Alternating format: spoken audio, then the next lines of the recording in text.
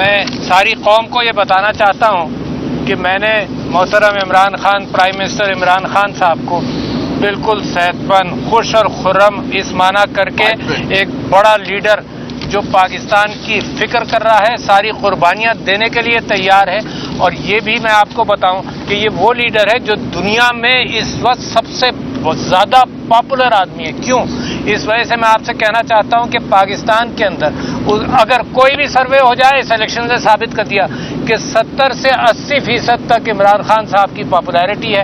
اس وقت دنیا میں کوئی لیڈر ایسا نہیں ہے، کوئی لیڈر ایسا نہیں ہے جو اتنی بڑی پاپولیرٹی حاصل کرتا ہو. تو عمران خان صاحب نے ساری، میں نے ان سے ہدایت سنی ہے. خاص طور پر میں آپ سے یہ کہنا چاہتا ہوں کہ ان کو اس بات کا بڑا افسوس تھا کہ یہ جو پریس کانفرنس کی گئی اس کے اندر فوج کو بحث کی بنیاد بنا دیا گیا. اس کے اندر یہ بات بھی ہو گئی، اور فوج کے حوالے سے ایک آرگومنٹ میں دینا چاہتا ہوں جو عمر ایوب صاحب نے بھی دیا، میں بھی دینا چاہتا ہوں کہ یہ کہا گیا کہ فوج کے اندر کے جو لوگ ملوث تھے 9 مئی کے اندر ان کو سزا دے دی گئی. مگر میرا سوال یہ ہے کہ خود بھی آپ نے یہی کہا کہ ساری فوج تو ملوث نہیں تھی، ساری فوج کو تو سزا نہیں دی، مگر پاکستان تحریک انصاف کے چند لوگوں کے اوپر آپ نے الزام لگایا اور ساری پارٹی کو بند کرنے کی فکر میں ہے، ساری پارٹی کے اوپر الزام لگا دیا. کیا یہ انصاف ہے؟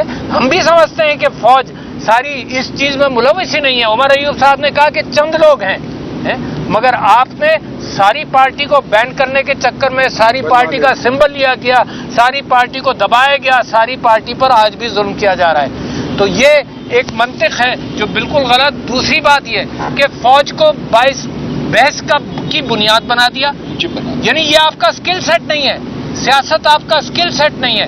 اور پچھلے سپاہی سالار نے، قمر جاوید باجوہ صاحب نے چلتے چلتے یہ بات کہی کہ اب آئندہ فوج سیاست میں حصہ نہیں لے گی. اس کا مطلب انہوں نے اقبال کیا اس بات کا کہ جب تک تو فوج حصہ لے رہی تھی سیاست میں، اب نہیں لے گی. پھر آپ کہتے ہیں جی فوج کا کوئی ہاتھ نہیں، فوج کا انتخابات کے اندر کوئی ہاتھ نہیں ہے. ایک ایک بچہ جانتا ہے، لاکھوں کلپس موجود ہیں کہ فوج نے انتخابات کے اندر کیسے انٹرفیئر کیا. تو ساری فوج کی بدنامی کی بنیاد بن رہے ہیں. کیا ضرورت ہے پریس کانفرنس کرنے کی؟ آپ نے فوج کو نقصان پہنچایا، فوج کی آرگنائزیشن کو نقصان پہنچایا، فوج کے بزنسز کا شوشہ چھوڑ دیا آپ نے، وہ باعث بحث بن گئے. اور اس وقت حال یہ ہے کہ ایک کرٹیسزم آپ نے پوری فوج پر انوائٹ کیا. چند لوگوں کا کام ہے. الیکشن کے اندر جو مینڈیٹ چھینا گیا اس کی ذمہ داری سب لوگ جانتے ہیں. ہزاروں کلپس موجود ہیں جس کے اندر کچھ اہلکار ذمہ دار ہیں، کچھ اہلکار موجود ہیں. اور جب آپ آ کر یہ کہیں گے کہ نہیں ایسے ہم لوگ کوئی فوج کا اس میں ہاتھ نہیں ہے، فوج کا یقیناً ہاتھ نہیں ہے، مگر کچھ لوگوں کا فوج کے اندر سے کچھ لوگوں کا ہاتھ اس کے اندر ہے. تو میں سمجھتا ہوں کہ پاکستان کے حالات کے اندر اس بات کا امکان ہے. تیسری بات آپ نے یہ کہی کہ جی معافی مانگی جائے، تو مجھ سے کا سوال ہوا لاہور میں، تو میں نے یہ کہا کہ معافی وہ مانگے جس پر ظلم ہو رہا ہے، یا معافی ان کو مانگنی چاہیے جو ظلم کی بنیاد بن رہے ہیں. یہ بڑا اہم نقطہ ہے. میں اس ظلم کے باوجود ساری قوم کھڑی ہے عمران خان صاحب کے ساتھ، اور میں سمجھتا ہوں عمران خان صاحب جو امید کی کرن ہے، اس وقت عقل مندی کا تقاضا یہ ہے کہ زمین کو پہچانا دیں. اس وقت عقل مندی کا تقاضا یہ ہے کہ وہ فوج میری جس نے بڑی خدمات ادا کی ہیں، جس کے لوگ شہید ہوئے ہیں، اس فوج کو بدنام کرنا میں سمجھتا ہوں یہ بہت ہی خراب ایکٹ ہے. اور اس انداز سے نہ آپ کا سکل سیٹ ہے سیاست، نہ سیاست میں انٹرفیرنس ہونا چاہیے. اور سیاست سے دور رہ کر جن لوگوں کو قوم نے مینڈیٹ دیا ہے ان کے اوپر بھروسہ کریں.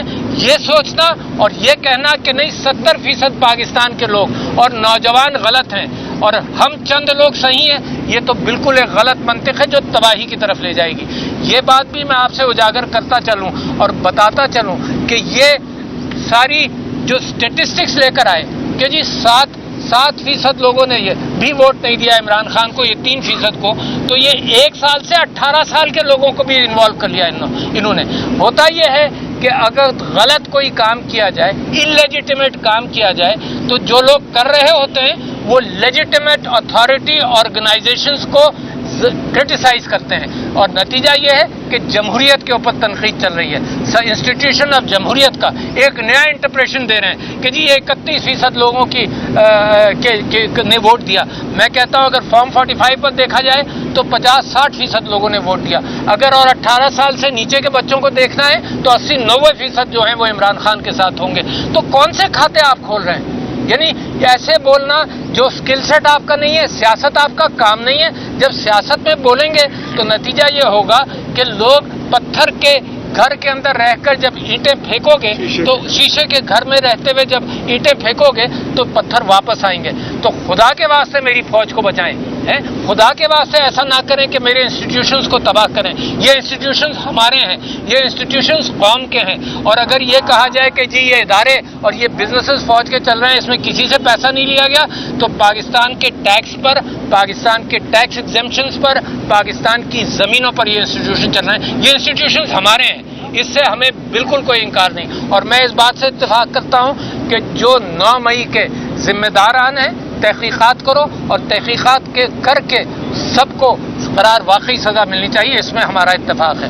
تو میں آپ کا شکریہ ادا کرتا ہوں اور یہ پیغام، اور میں میڈیا سے گزارش کرتا ہوں کہ حق اور انصاف کے ساتھ کھڑے ہو. انسٹیٹیوشن آپ بھی بہت بڑے ہیں، زور زبردستی کے باوجود، جیسے میرے سارے بھائی میرے ہیروز ہیں جنہوں نے قربانیاں دی اور کھڑے رہے، میں چاہتا ہوں کہ میڈیا بھی اسی طرح سے کھڑا رہے. بہت شکریہ. تھینک یو جی، مہربانی. آپ جب صدر مملکت کے عہدے پہ فائز تھے اس وقت بھی آپ نے ثالثی کی کوشش کی تھی، ایک دو ملاقاتیں بھی کروائی تھی عمران خان کی. کیا آج جو ملاقات تھی آپ کی، کیا کوئی پیغام لے کے آئے تھے؟ کیا کوئی راستہ آپ کو نظر آ رہا ہے کہ نکل سکتا ہے؟ جی راستہ بہت کلیئر ہے. بات کرنی پڑے گی.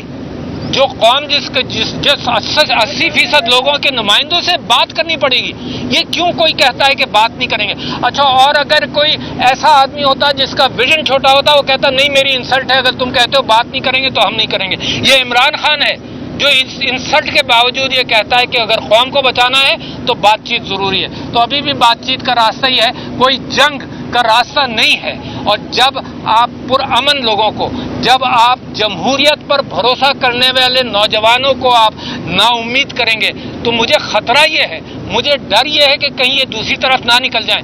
تو یہ پاکستان عمران خان کا کریڈٹ ہے، اس کا احسان ہے کہ ان سارے پرووکیشنز کے باوجود وہ کہتا ہے کہ آئین کے دائرے میں رہ کر ہم نے کام کرنا ہے، پرامن رہ کر کام کرنا ہے. تو یہ اس کا کریڈٹ ہے، بڑا لیڈر ہے وہ. علوی صاحب، آپ نے کہا آئین کے دائرے میں رہ کے گفتگو کرنی ہے، تو آئین کے دائرے میں رہ کے سیاسی جماعتوں سے کیوں گفتگو نہیں ہو سکتی ہے؟ جس میں پارلیمان کا حصہ ہے، عمر یونس صاحب اپوزیشن لیڈر ہے، تو اور دوسری پارٹی سے کیوں گفتگو کرنا؟ اچھا جی، اصل میں کام یہ ہے، آپ لوگ پہچانتے ہیں طاقت کس کے پاس ہے. فی الحال یہ سیاسی جماعتیں تو ملوث ہیں فارم 47 کے اندر. ان کا تو کوئی سروکاری نہیں ہے حکومت کے اندر. یہ تو دیمک کی اینٹوں پر یہ معیشت کا سچا راستہ کیسے بن سکتا ہے؟ یہ معیشت کی امید لگائی ہے ہم سب نے کہ معیشت بہتر ہوگی. کہ آپ تصور کر سکتے ہیں کہ ہر طرف جھوٹ ہو، ہر انسٹیٹیوشن کے پیچھے جھوٹ ہو اور معیشت کی دیوار سچی کھڑی ہو جائے گی. تو میں سمجھتا ہوں پاکستان کی معیشت کے ساتھ، پاکستان کی ساکھ کے ساتھ، میری فوج کی ساکھ کے ساتھ ایک مذاق کیا جا رہا ہے جو پاکستان کے لیے بڑی خطرناک ہے.